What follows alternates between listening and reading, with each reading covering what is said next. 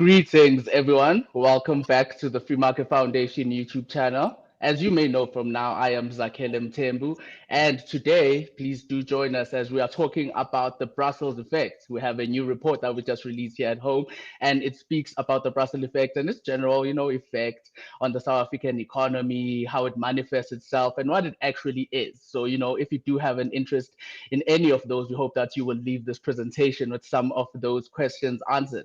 But as you can see, I am not, doing this endeavor alone. I am joined by pretty three prominent guests, starting off with a new face, I would think, for some of you on the channel. It is Bartha from the European Policy Information Institute, European Policy Information Center, actually. Sorry that I got their name wrong.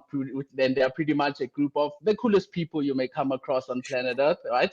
A group of free market think tanks who are trying to influence what I would say left-leaning regulatory sector in Europe. But yeah, I am joined by Adam, and of course the two other faces are what I would think are regular faces for you. I'm joined by our senior associate here at the Free Market Foundation, Morné Malan, the academic extraordinaire. I'm also joined by Martin van Staden, our head of policy here at the Free Market Foundation, and a budding academic extraordinaire, not quite there yet. But yes, gentlemen, let us get into it, really. The Brussels effect. This is something really that has, that interests me a great deal, at least the competition law aspects of it. And really, before we get into the meat of it, Martin can really start us off by telling us what exactly is the Brussels effect and how has it manifested itself in the South African policy space. Yes, thank you, Zakes. Much appreciated for that introduction. I just also, before we get started, want to just shout out Christian Nasulia of the European Institute for Economic Studies Europe, and Diana Nasulia, who also contributed to the paper from the European perspective. So much appreciated to them as well. They couldn't join us today, but I think their contribution certainly added to the strength of the paper. And of course, we encourage everyone watching to please go to the Free Market Foundation's website and to read the paper. I think we wrote it in an accessible manner that the general public can understand. It's not dense in an academic sense. So please do have a look. It is live right now on our website.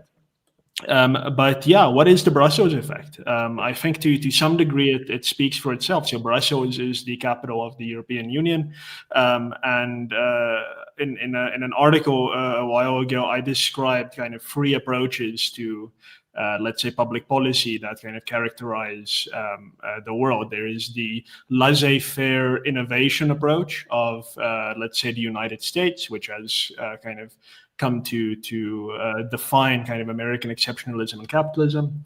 Then you have kind of that East Asian approach, which is very much focused on productivity at scale, kind of subsidizing factories and kind of just pumping out a lot of material, and that creates economic growth, and then so on, imperfect as though it may be. And then you have the European Union, and that is the approach of regulation. It is it's a relatively new approach, I would say. Adam Smith and so on are all thinkers from Europe who we would associate with free market capitalism and laissez-faire. But in recent years, the European Union specifically has become a lot more, let's say, embracing of a pure regulatory mindset. And part of this regulatory mindset has included the desire on the part of the European Union, at least I would say from our perspective in Africa, desire to externalize its regulatory, let's say, template.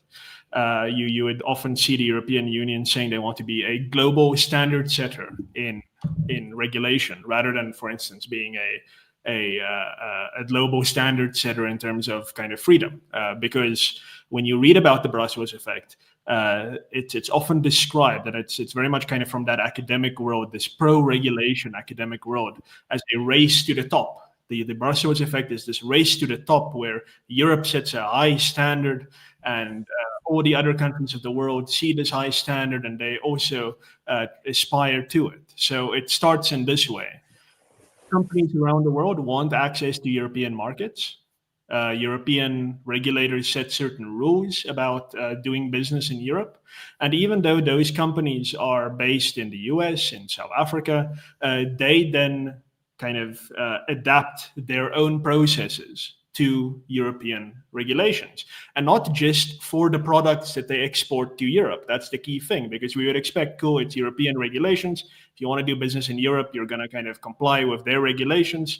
That makes sense. But no, companies value efficiency, and they don't want 2 or 3 or 4 regulatory regimes inside their company: American law, South African law, European law. They pick the one that sets the highest standard. And I must emphasize, this is not like high as in good, I mean high as in burdensome. They pick that one, which is usually Europe, and then they apply that to their global operations. That's one aspect of the Brussels effect. The second aspect of the Brussels effect that we focused on in this paper is what regulators outside Europe then do, and specifically in South Africa, what they do as a consequence of this kind of commercial adaptation, or sometimes even in the absence of a commercial adaptation. What happens? Regulators in South Africa, for instance, see what Europe is doing, and they think, wow, look at what the Europeans are doing, we should also do that. Now, this could be for various reasons. I think the most benign reason is the idea that all of the big firms in our country are effectively applying European regulation, which is higher than our burden of regulation, and we must now catch up as regulators and apply European-like, EU-like, I should say, rather, regulation to South Africa as well, just to kind of stay with the times effectively. So that's a very benign interpretation. The other interpretation is that, and then maybe unfortunately this is the view that I endorse, is that in South Africa there is a constant kind of search amongst our political class for rationalizations for the things that they do, the heavy burdens that they place upon our economy. And I think in this case, Europe provides that. And you see this. You see this in kind of in the discourse around some of our most stringent policy phenomena. So, for instance, in expropriation without compensation, our government likes saying the rest of the world does it as well. They're lying, of course, but they like saying that. They like to appeal to the foreign kind of best practice model when it serves their ideological interests. So that's what I think, unfortunately, is happening in South Africa. When Europe, for instance, regulates AI, AI is something that puts power in the hands of consumers. The South African government doesn't like that. They would then say, okay, but we're going to regulate it now. Why? Well, the Europeans are doing it. So I think that's the kind of less benign reason that you might see for the Brussels effect. And just to kind of provide a taste, I don't want to go comprehensively over everything because it is all covered in the report, but just to provide a taste of how we have kind of seen this in South Africa. And this report focuses specifically on tech and data policy, kind of in that realm of innovation. We are avoiding climate and energy, which is, I think, a massive other kind of dimension to this. I think agriculture is also a huge dimension to this. But for now, we're sticking to kind of digital and tech because it's kind of in your face. And in that respect, we look at kind of data protection laws, AI kind of regulation. There is the phenomenon of kind of antitrust competition regulation in terms of digital marketplaces and digital gatekeeper platforms. And then there's also the area of, if I call it censorship, I'm kind of getting ahead of myself, but the idea of defending democracy from misinformation. These are kind of the areas in Europe that we looked at. And in the first place, we looked at the General Data Protection Regulation, the GDPR, which is kind of well known in tech and legal circles as well in South Africa, because the moment that was implemented in Europe, the whole world kind of complied with it. This is when you see these pop-ups. When you go to a website, there's a pop-up and you have to consent or not consent and click through various things. That kind of dominated the internet almost immediately when the GDPR was adopted, I think 2015, thereabouts. And many people would be very familiar with that very uncomfortable experience that's now burdened the user experience on the internet. But kind of almost kind of not a one-to-one copy, but a very similar sentiment exists in South African law, which is the Protection of Personal Information Act. It nominally pre-exists the GDPR, but it's virtually guaranteed that there were many consultations between European policymakers and South African policymakers, which is something that you when we get to the Competition Commission regulations, you saw that the German Office for Antitrust Regulation, for instance, reached out to our Competition Commission and said, "Hey, we have a lot of experience in this. Please give us a call. We'll come and kind of help you out with this." So there was that with, and it's virtually for certain that it's there with the GDPR as well. Now, the GDPR has been burdensome in Europe. There's been many complaints about that in Europe itself. Just because of the very high level of data consent requirements. But more specifically, when it comes to the Brussels effect, is this idea that the data may not be transferred out of Europe unless the jurisdiction to which it is transferred has similar protections to the GDPR, which South Africa qualifies, but that's a bad thing that we qualify, because that means that our level of data protection, and again, this is a very euphemistic use of these benign terms, but our data protection laws on paper are very strict, very burdensome to comply with. But I think, as many South Africans would know, the POPIA Act has not protected any data of anyone, but you have to comply with it. You have to appoint an information officer in your business, which is right out of the GDPR handbook. You have to kind of tick all these boxes to comply with POPI on paper without actually protecting anyone's data. You still get all the spam calls, you still get all the spam emails. That has not stopped since POPI was adopted more than a decade ago, ladies and gentlemen. So that's one thing. The other thing is in Europe, it's called the Digital Services Act, DSA.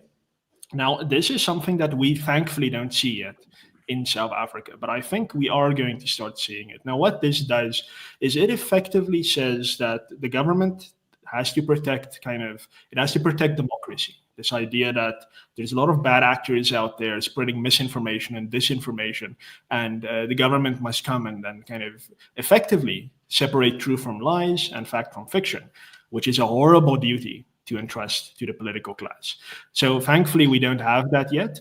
We saw, unfortunately, echoes of it during our COVID-19 lockdown. We saw lockdown regulations saying that the government will fight against misinformation and disinformation in the discourse, and will use coercive power to do that.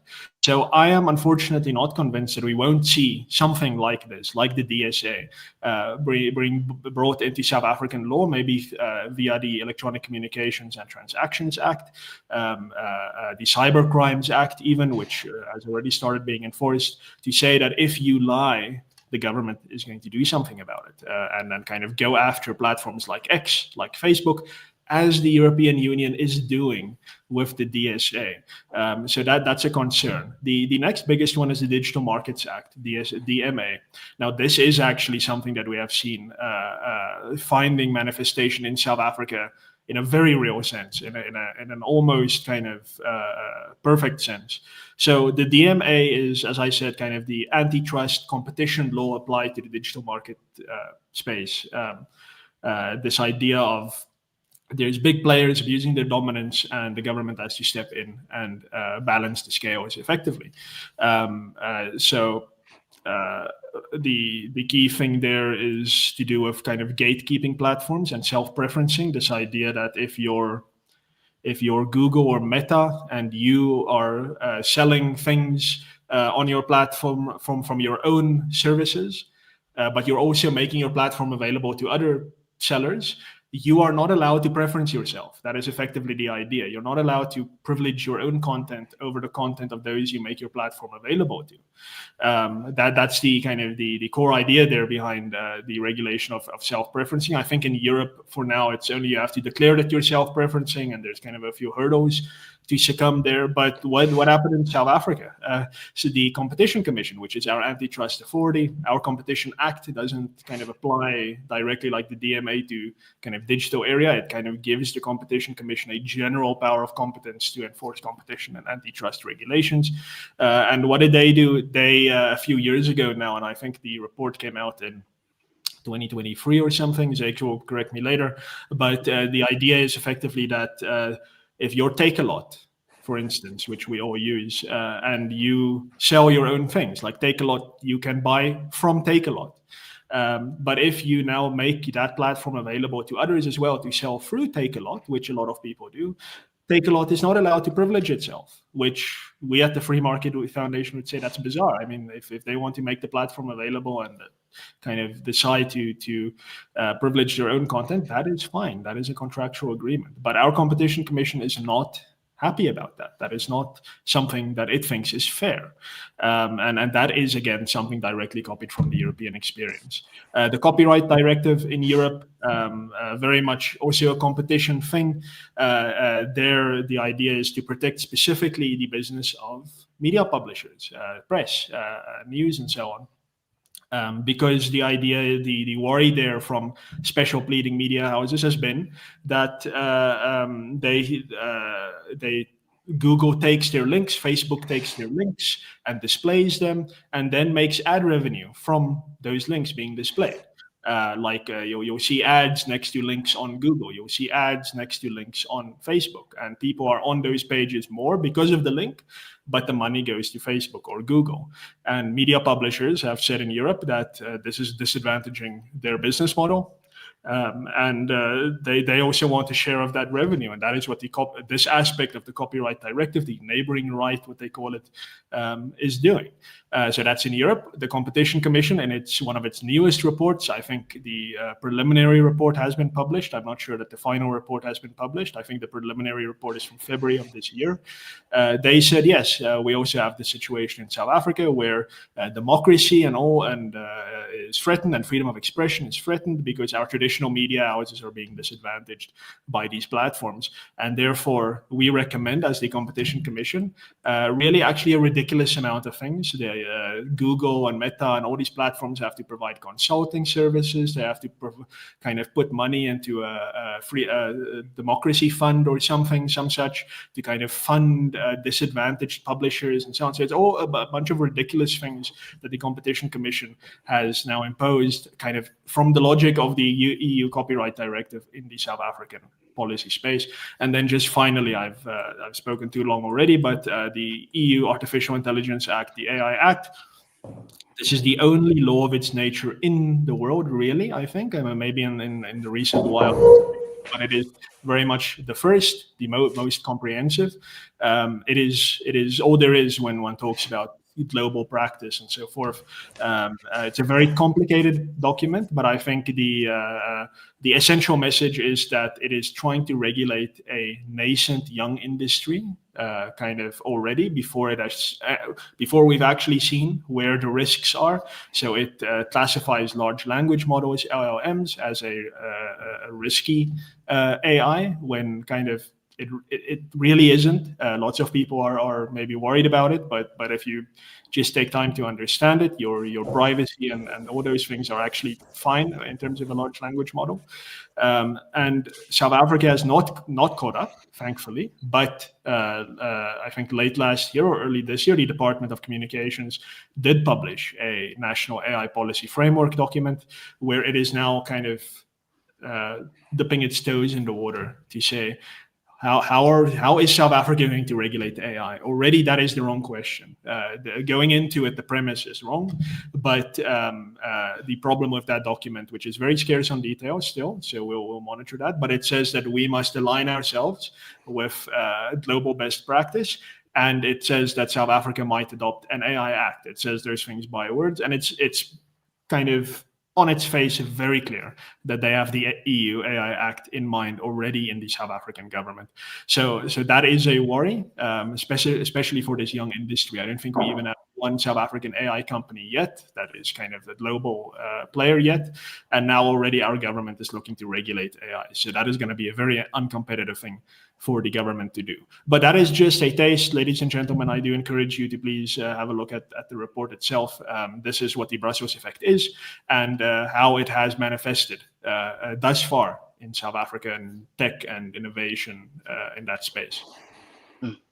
Thank you, Martin, for that pretty great description, right? I personally, of course, have a specific interest in competition law. So, every time you mentioned that, I was acutely aware, and it is quite, it is interesting. The European Union makes so much regulations, as you mentioned. Some of them we haven't even caught up with them yet, but not for a lack of trying, right? Not for a lack of trying, and this is, I guess, segues great to a question I have for Adam, right? Adam, since you are in the European policy space, right, I want to get your understanding of what is the general posture, or what you think is the general posture of, the European Union and this regulatory framework internally, domestically in Europe. What do you think of it? And what do you also think of, really, for lack of a better term, since we are the victims of this agenda to now export really how the European Union does, its regulation of its economy to the rest of the world. So please tell us what you think of that.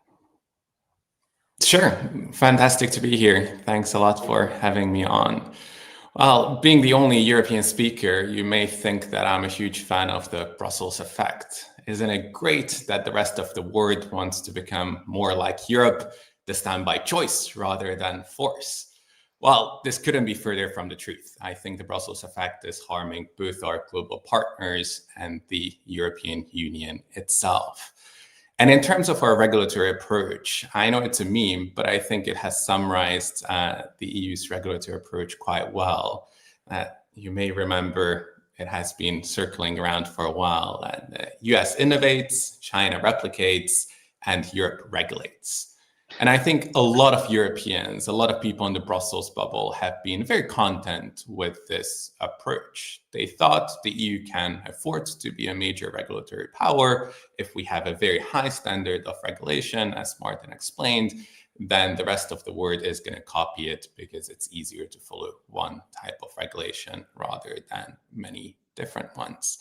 I think this view was always mistaken.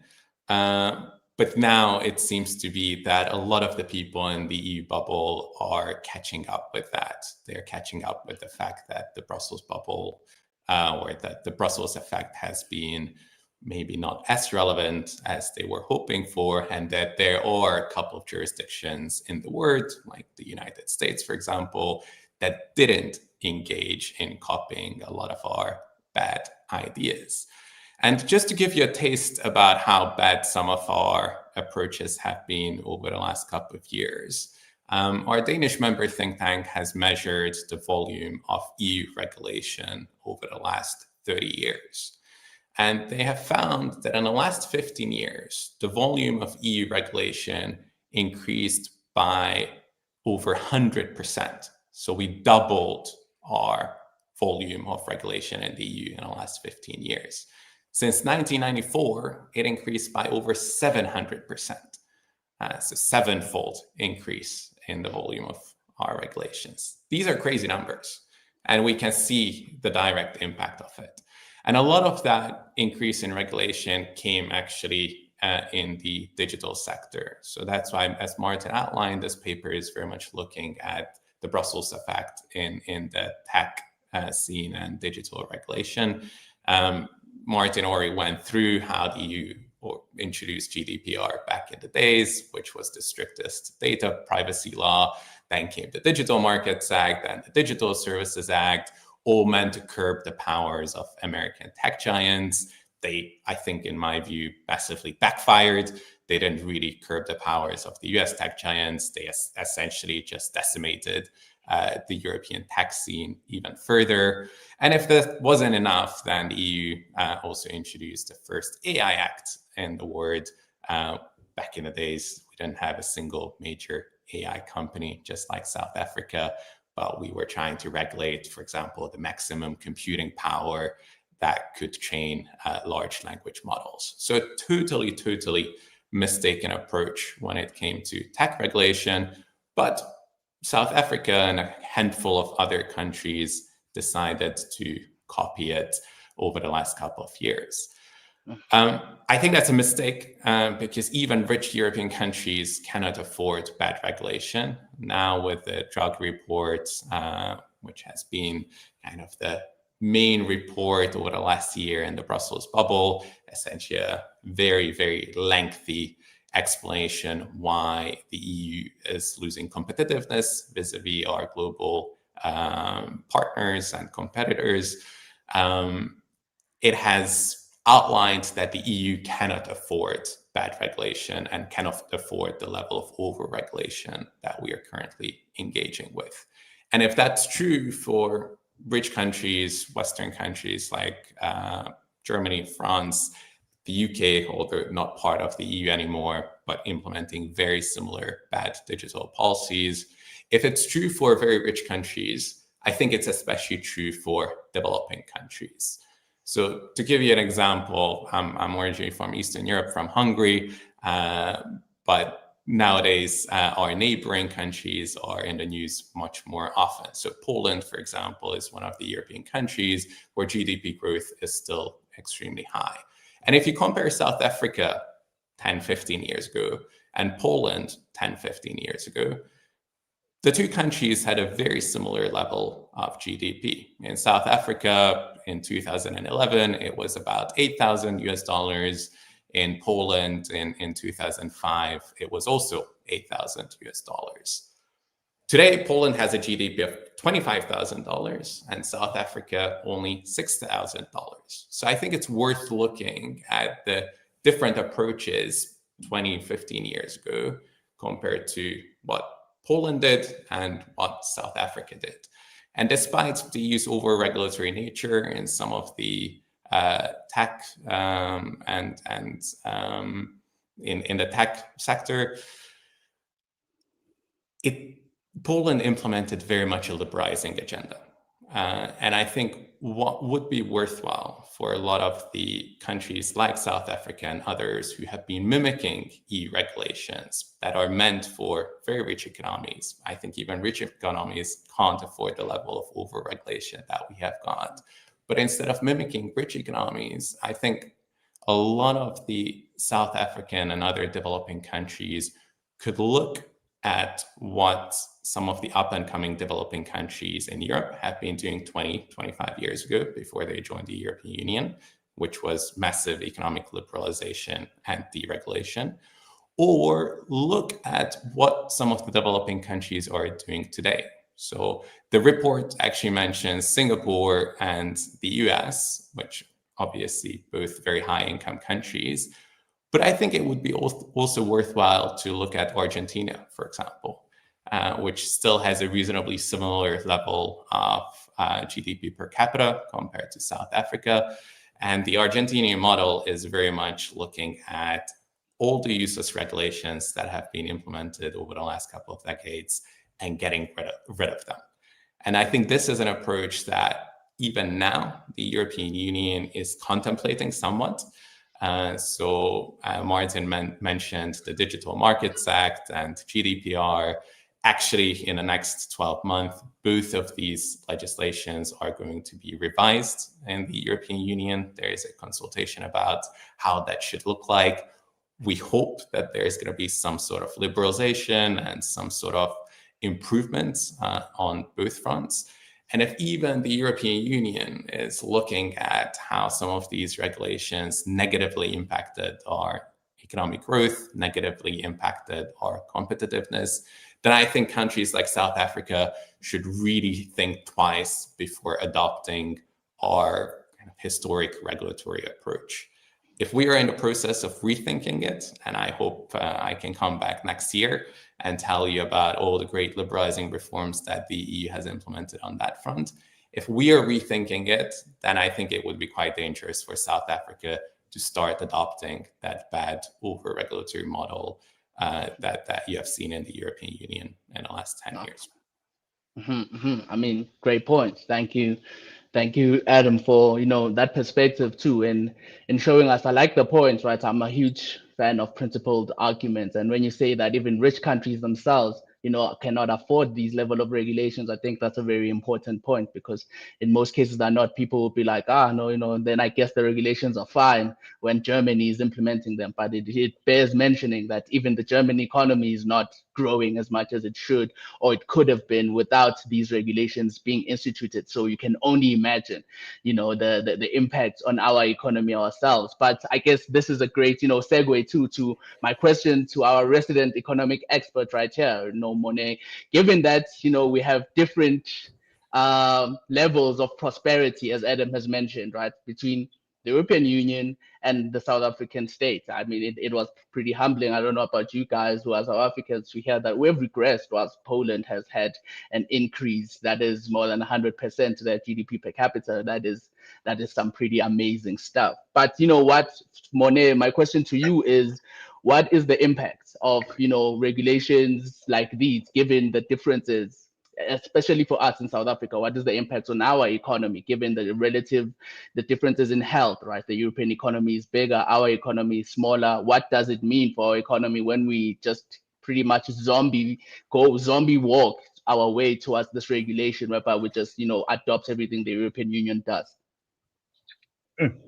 Yes, thank you very much, Zakes, and thanks to Adam and Martin also for their comments. I actually just jotted down a few notes here. So before I begin, I'd just like to make a few points. The first one is that, I mean, it should be emphasized that we're referring to the Brussels effect and not the Brussels side effect. So, I mean, one thing that the viewers and the listeners have to keep in mind is that the notion of the Brussels effect isn't seen as a derogatory term. It's not even seen as a neutral term from most of the EU perspective. For the vast majority of the EU perspective, they view it as something positive. They do see that this is their leverage point, a way for them to exercise power over other countries, power over other companies.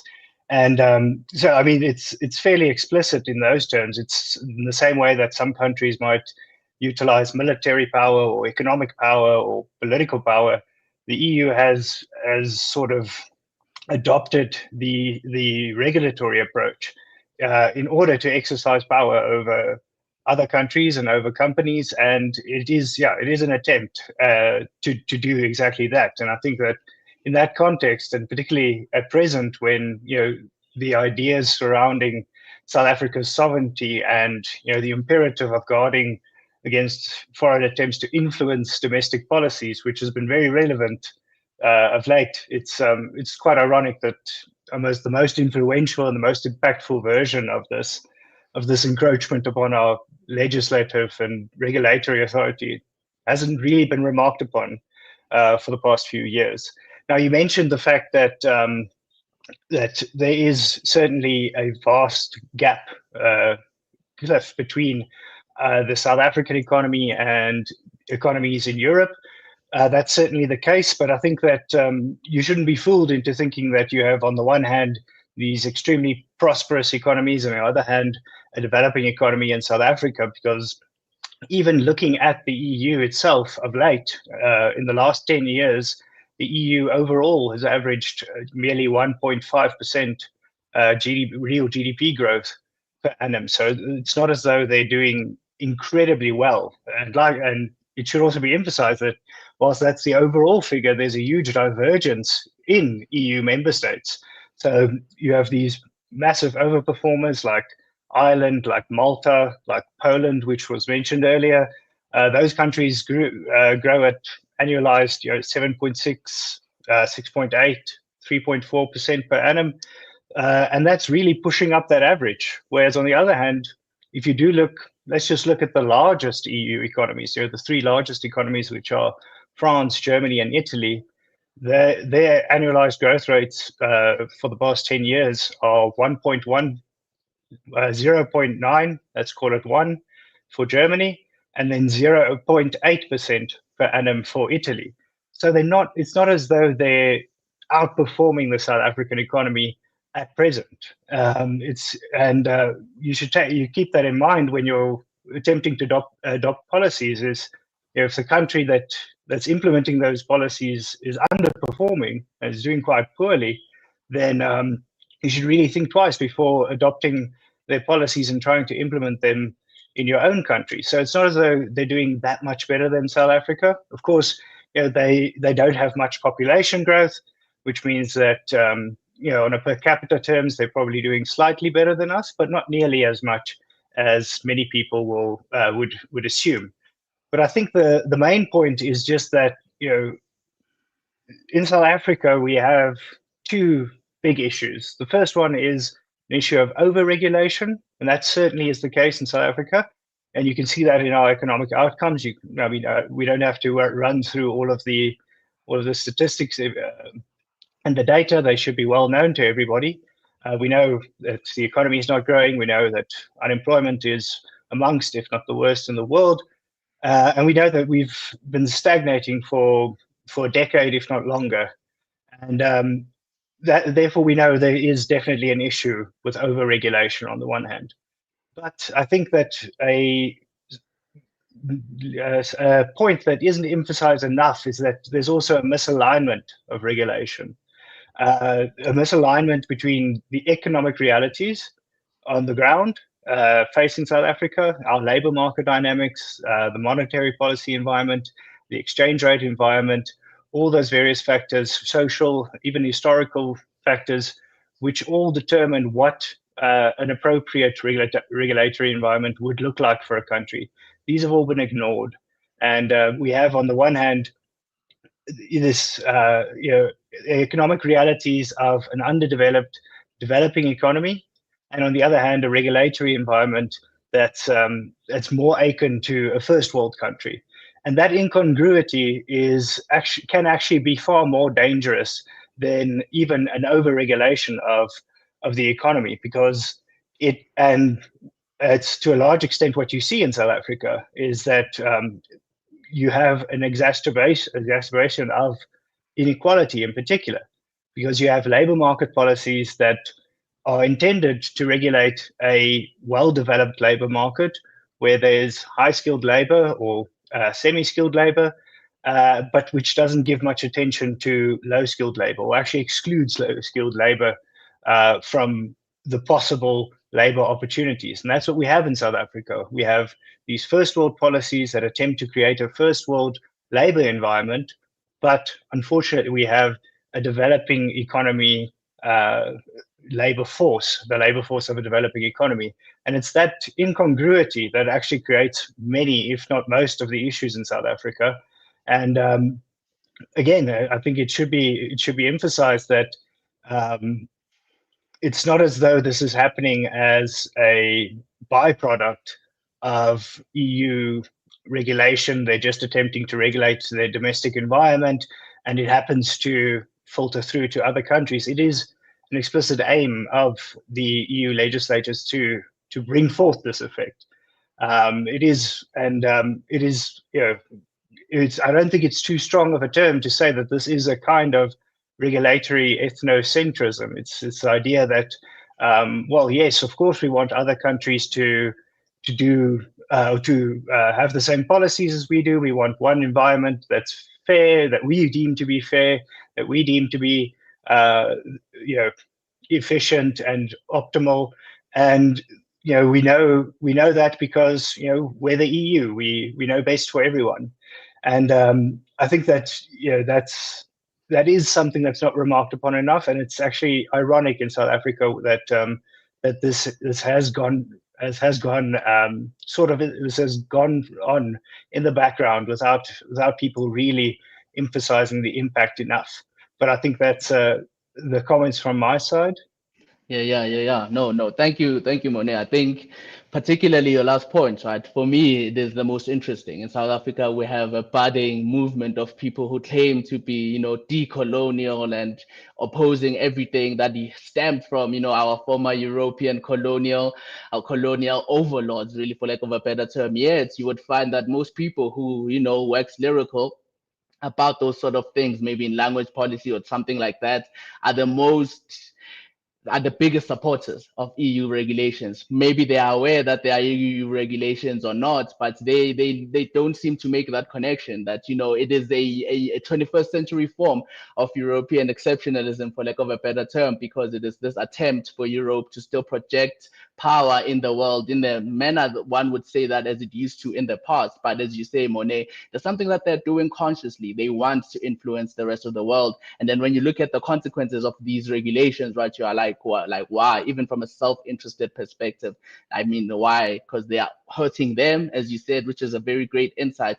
But they are also hurting their potential partners. I would assume that the European population would not like the rest of the world to be, poor. So it is a very unfortunate situation, right? But it is where we find ourselves. But since we have been talking about the problems so much, I'm sure you've been like, oh man, everything is horrible, right? But the report has recommendations. We have solutions, as you know, we are very solution oriented. And I'm here with, former think tank workers. So all we really do is think of policy solutions to the problems that our respective jurisdictions face. And now to Martin, really, Martin, if Martin can tell us about the recommendations that are made in the paper and the report on how best we can, respond to the Brussels effect and hopefully reverse some of the problems that have been wrought by it. Yeah, thanks, X. And I just want to make an additional note. I think this is such a key thing to emphasize.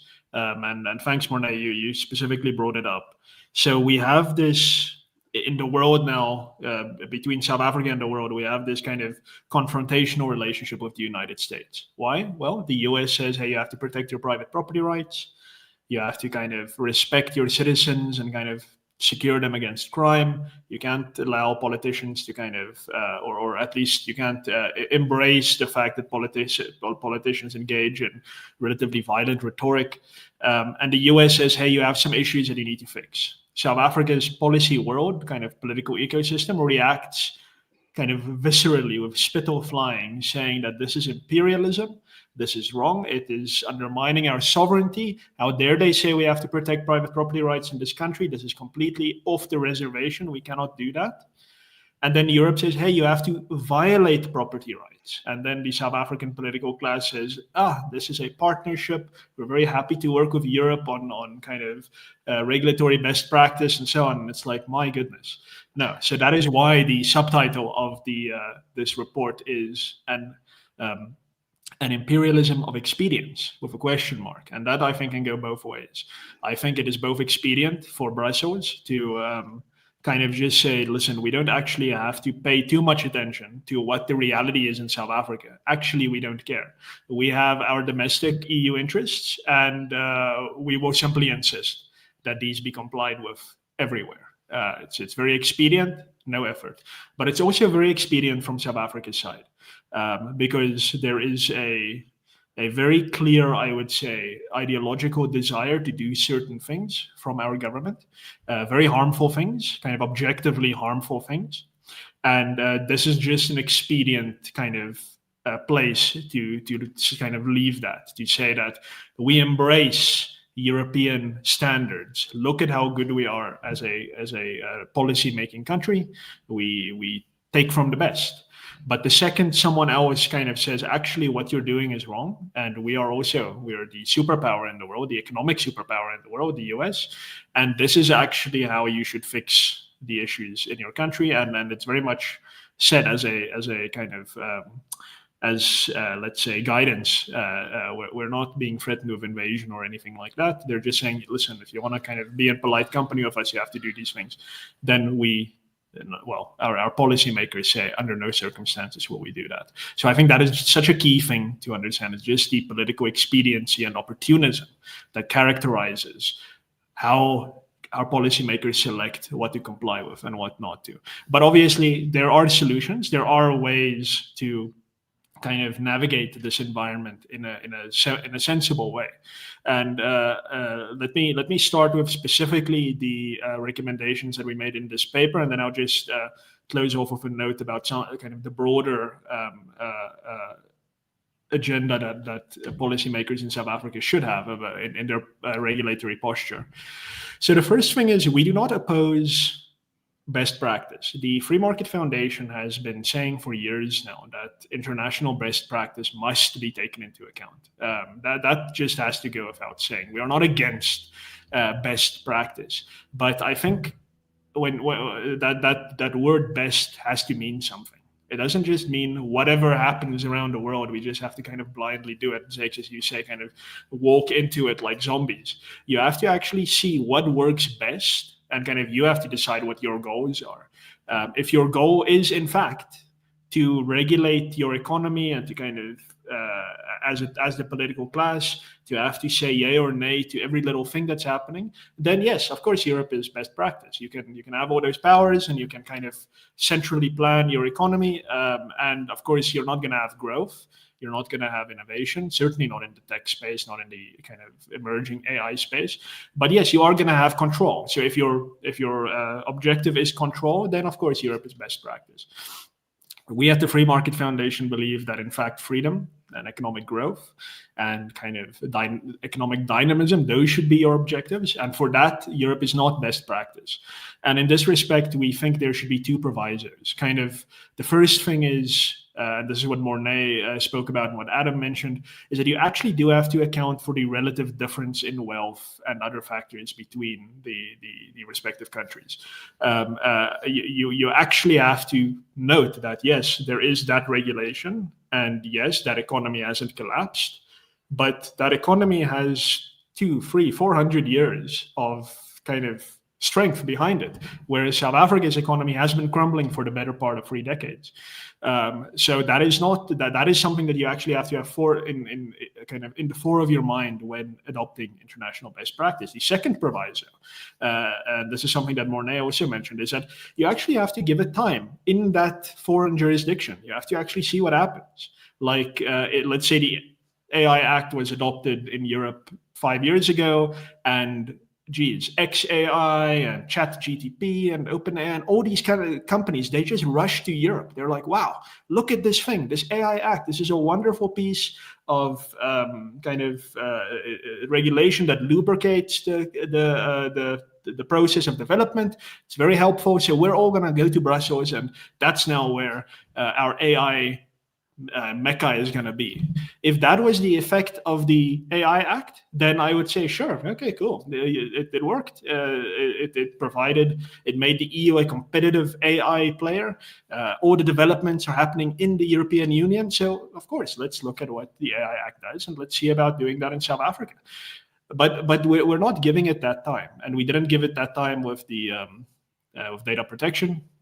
The Competition Commission certainly did not give it any time whatsoever before it issued its recommendations. The Digital Markets Act is very young, and its neighboring right kind of regulation kind of that exists with the Copyright Directive, that is very, very, very young. And the Competition Commission just immediately went the whole hog and said, yes, this is great. They cited these things explicitly in their reports, and they said, let's do it. We have to do that in South Africa. That is such a wrong-headed way to approach international best practice. Just give it time, see what happens there. If it works, then give it another look. But in the meantime, my goodness, just kind of regulate for your own context before you just blindly adopt whatever is being done elsewhere. More specifically, I alluded to this in the context of the GDPR and POPIA. There's this thing, and really this speaks to broader economic regulation in general, this idea of formalism rather than substance. So what do we want? We as consumers do want companies to protect our data. That is, I mean, I think I speak for everyone. When we sign up to something and we say, hey, I'm giving you my information, I'm not giving it to anyone else, please, you must protect my information. We can all agree on that. But I'm not saying when I do that I want you to tick some boxes, regardless of whether my information is then leaked out or kind of sold and used. No, that is unfortunately the effect that POPIA has, and I think that is the effect that the GDPR has. They institute these expensive processes, these officers that you have to appoint. You have to have an office in Brussels. If you're a South African company and you do business in the EU, you have to have a representative there. These are all things that cost money, but they're box ticking. They're box ticking because they don't actually do the thing. They do not protect your data. They do not protect democracy. They do not protect competition. They're just formalistic box ticking. So the next recommendation is focus on the substance of the thing. Do not institute pages upon pages of compliance forms. Rather, just institute a principle to say, hey, you have to make sure that your client's data is protected. That is a good principle. It's a kind of, you can say it's a common law principle. And if you act recklessly with your client's data, then you can be sued. And there will be repercussions for that. But do not specify in minute detail, you have to do X, Y, and Z, because what is the company then going to do? It is going to forget about anything about principle, and it is only going to do that X, Y, and Z thing. You see that in every area of regulation. If you specify too much, you're going to have formalistic compliance, and the spirit of the law is going to get lost completely. So that's the next recommendation. Then I think the key thing, and I don't want to go into this again, but South Africa has to actually kind of resist the foreign pressure. We've now alluded to this kind of opportunism of, yeah, it's imperialism then, but then it's a partnership in the other context. No, South Africa actually has to be consistent and be like, no, we have our own context in South Africa, and we are going to regulate for that context. We're going to resist external pressure, and where it is necessary, and it is sometimes necessary, where there has to be adaptation to foreign regulation, that will be done in a strategic way. It will be done tactically and strategically in a way that benefits South Africa's economy. Do not be André de Ruyter, who in 2022 said that, oh, the Europeans have CBAM coming in. They say that they're going to tax exports from countries that use coal. So, we're going to put off all of our coal power stations and we're going to put up a bunch of solar panels, and that's cool. And that's what André de Ruyter wanted to do. And I think we all kind of experienced how that sentiment worked out. At the very height of rolling blackouts and load shedding, we read about coal-fired power stations that certainly were past their kind of expiry date, but they were still working, they were still operational, being shut off. In large part, I would say, because of the impending tax on exports that the European Union threatened us with. Do not do that. That is not strategic adaptation. Make a plan. Don't just go whole hog and say, okay, whatever Europe says, we're just going to do it. That's very dangerous. So don't do that. Then more exemptions. We at the FMF want our regulatory regimes to be good, and that you don't need exemptions, because exemptions are also a red tape compliance burden. But if you are going to have these first world regulations, you have to have more exemptions. And I think the key thing here is kind of POPI and information regulation, especially in the era of AI. Large language models, which are kind of the defining let's say, a mechanism in the AI world now, they need trillions upon trillions of data points and terabytes upon terabytes of data.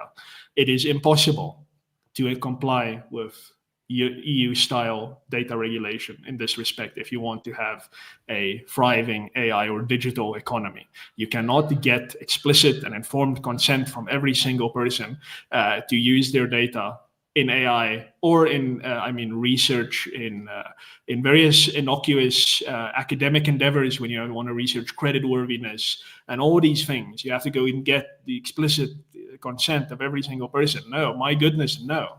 Again, there has to be a general principle to say that you're not allowed to commercialize people's information. You're not allowed to violate their rights using their information. And that's it. If you do that, you're going to go and get sued.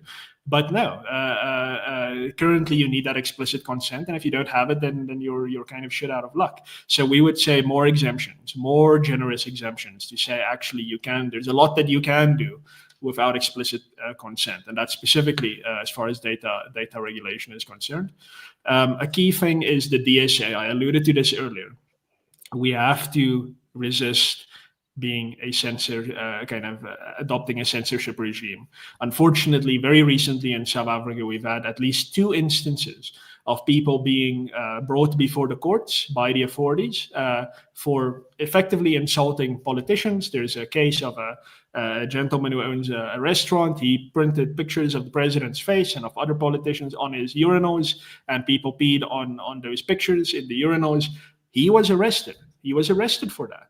Now, that it doesn't matter if you think this is in good taste or not. The fact is, this is actually unprecedented in South Africa. And just this week, a comedian by the name of Anton Taylor, I think, he was raided by the organized crime unit, the Hawks, because he did a comedic skit on the former Minister of Police or on the suspended Minister of Police.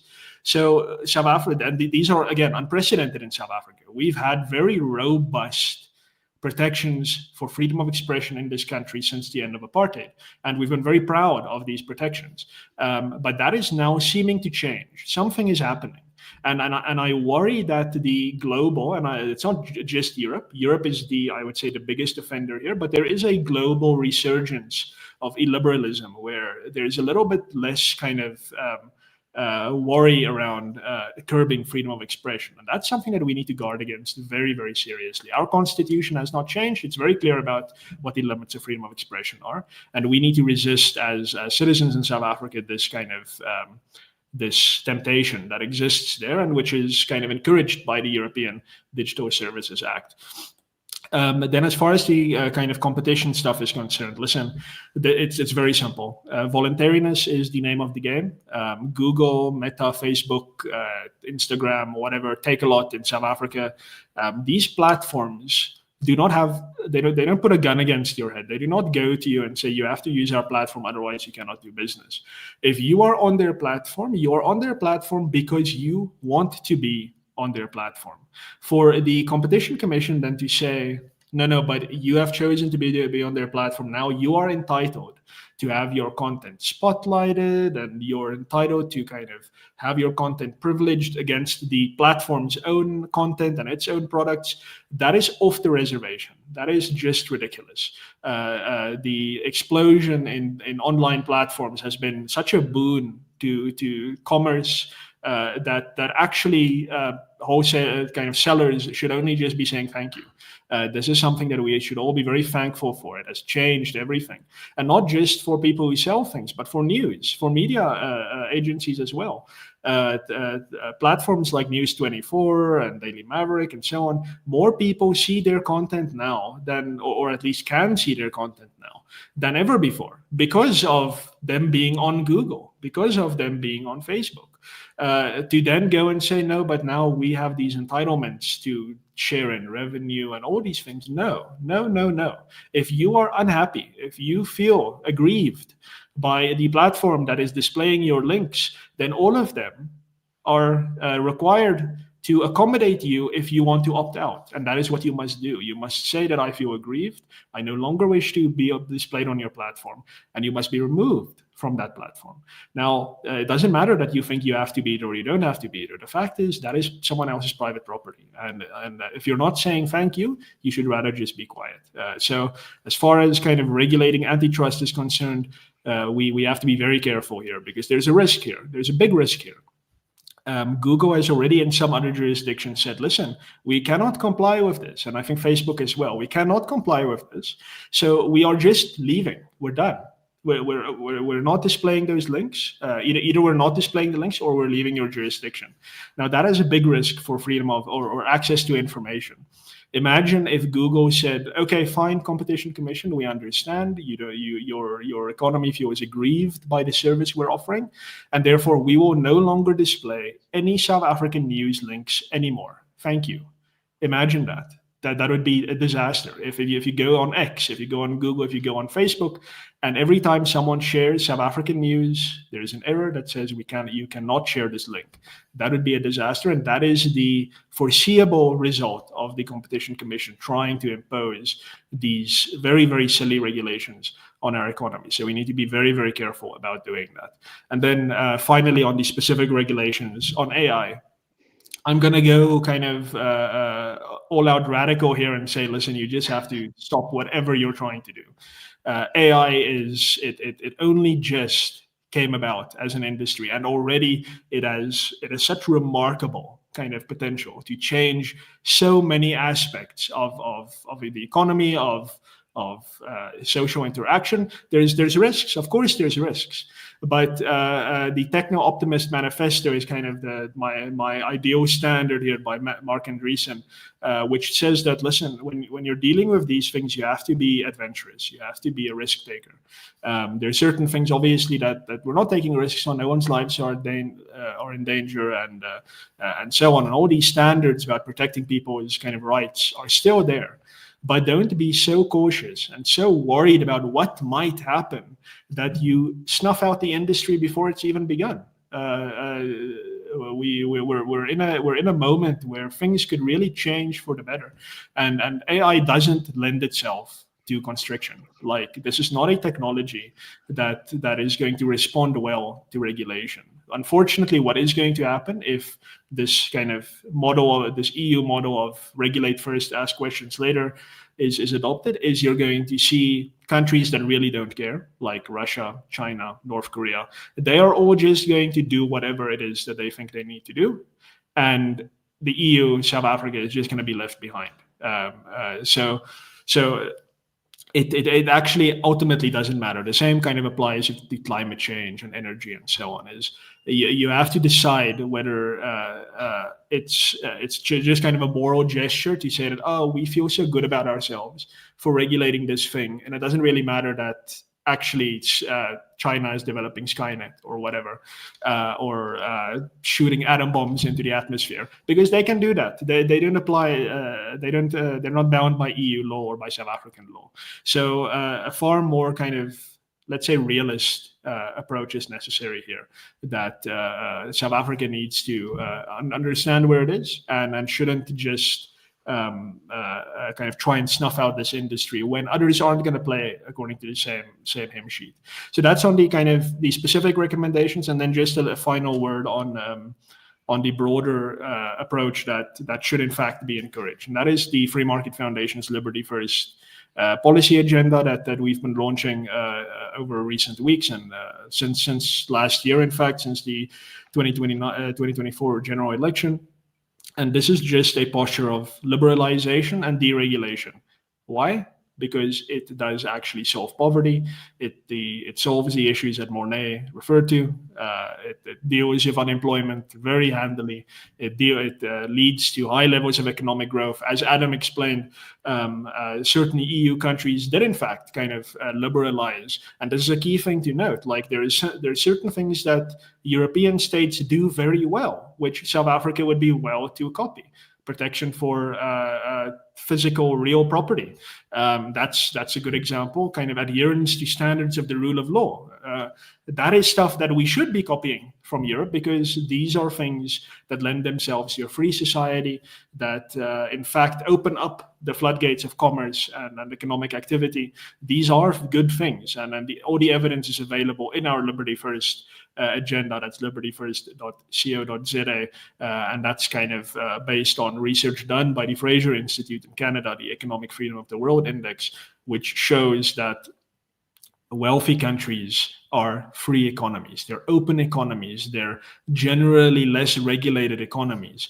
And amongst them, there are no poor economies. All the poor economies of the world are found amongst the states that think that where governments and policymakers think that they know better than market forces. So that's just a final word on the posture that South Africa should in fact be embracing, as opposed to blindly following certain EU prescripts. The South African policymakers should be saying, and South African citizens should be insisting, that liberalization must be the default principle of policy making, specifically in economy and specifically in this digital and tech sector.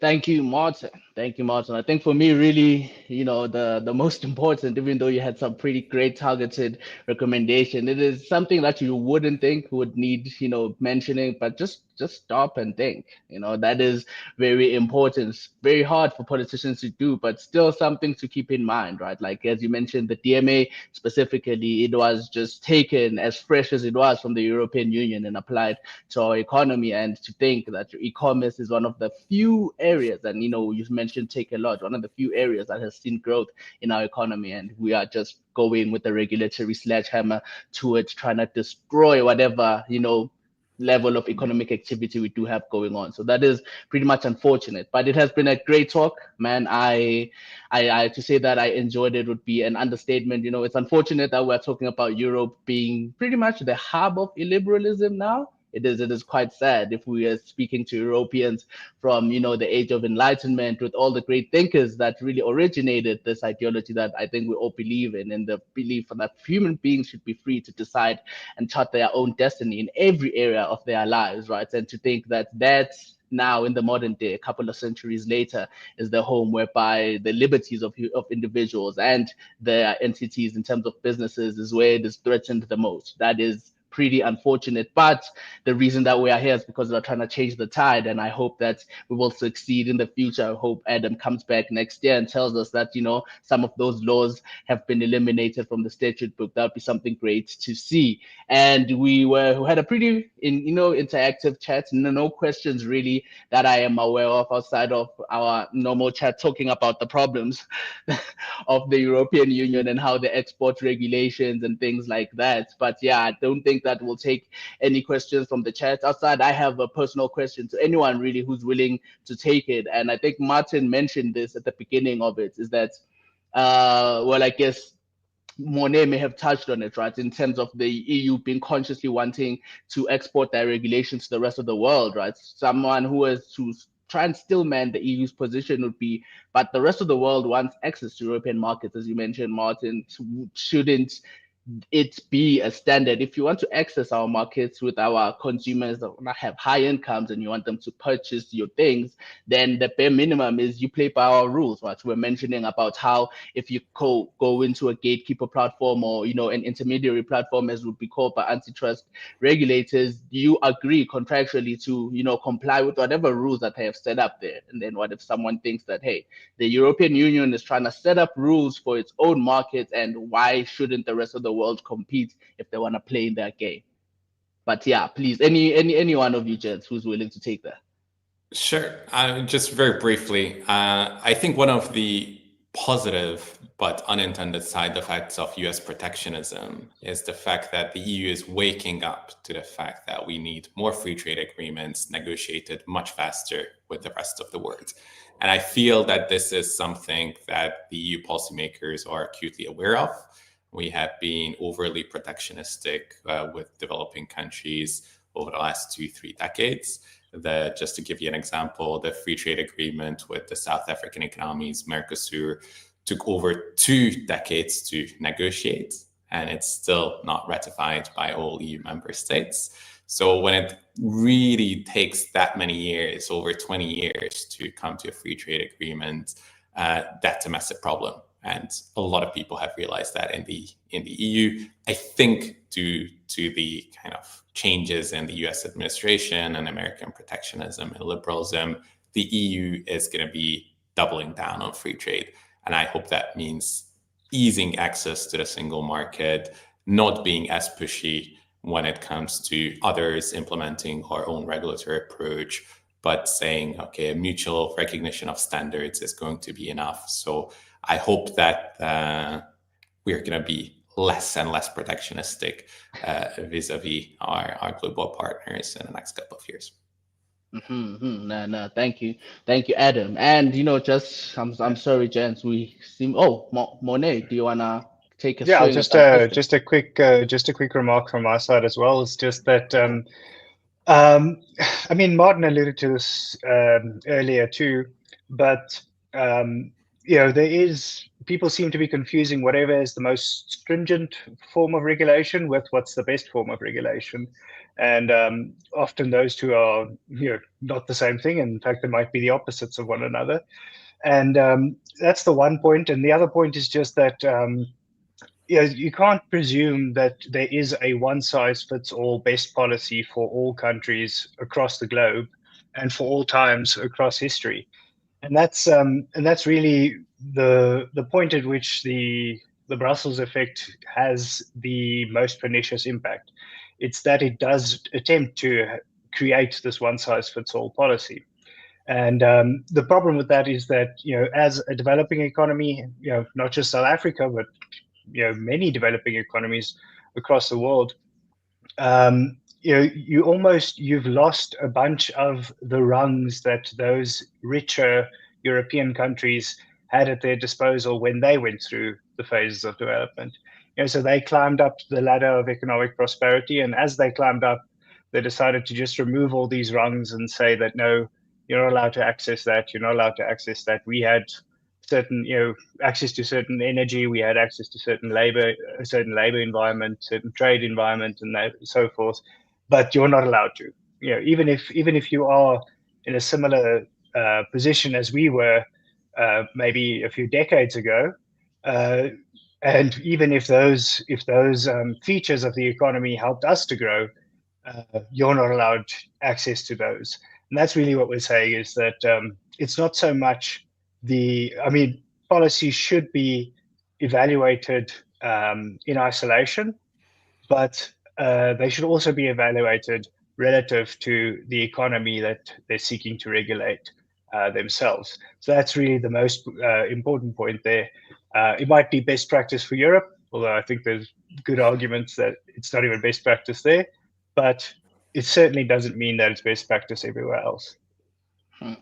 Thank you for the great answer, man. I think we've stretched this for long enough. I see there's still one pretty good question from the chat, but I think we'll probably leave that for some other time. I don't want to keep you all here long enough, and I think Adam did kind of touch on an answer for that, because the question seems to be, implying that can South African policymakers adopt the change in regulatory posture that you mentioned, Adam, given the recent problems that the EU is having with the United States and the general geopolitical problems made with the invasion of the Ukraine, whereby you see a change in the posture, as you said, whereby the EU is more willing now to get into more free trade agreements at a faster rate, and is probably, as you have mentioned, looking at reevaluating some of these, landmark legislations. And the question was that, can the South African policymakers draw from that? And I guess this would be one, for Martin, right? Since you mentioned how South African policymakers are very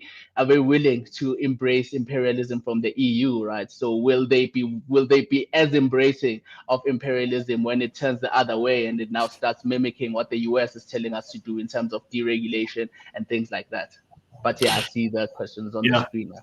Yeah, no. So I'm very cynical about this kind of thing. So I think the answer would have been clear from what I said earlier, and that is that no, I don't think if the European Union starts saying, hey, South Africa, actually you have to start liberalizing. Look at, we're doing it, like Adam said, that there are going to be probably some pushes for liberalization of some of this digital policy, at least.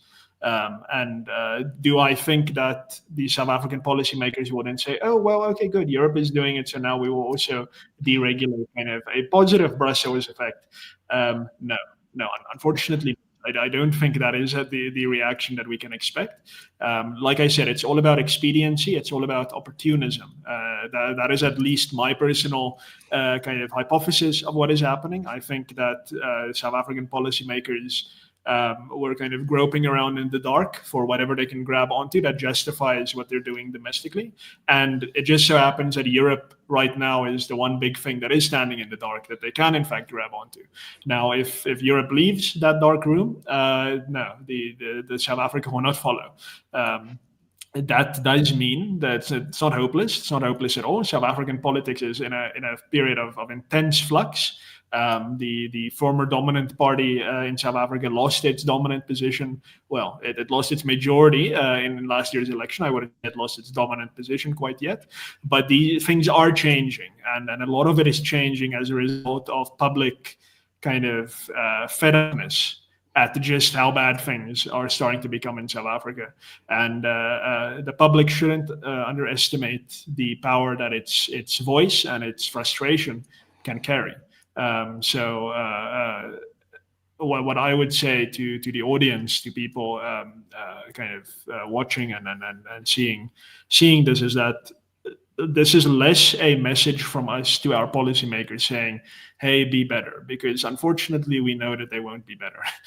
This is a message from us to their constituents, to their business constituents, civil society, ordinary South Africans, maybe some politicians, some officials here and there who have some good sense, to actually just start pushing back against this this very damaging regulatory posture.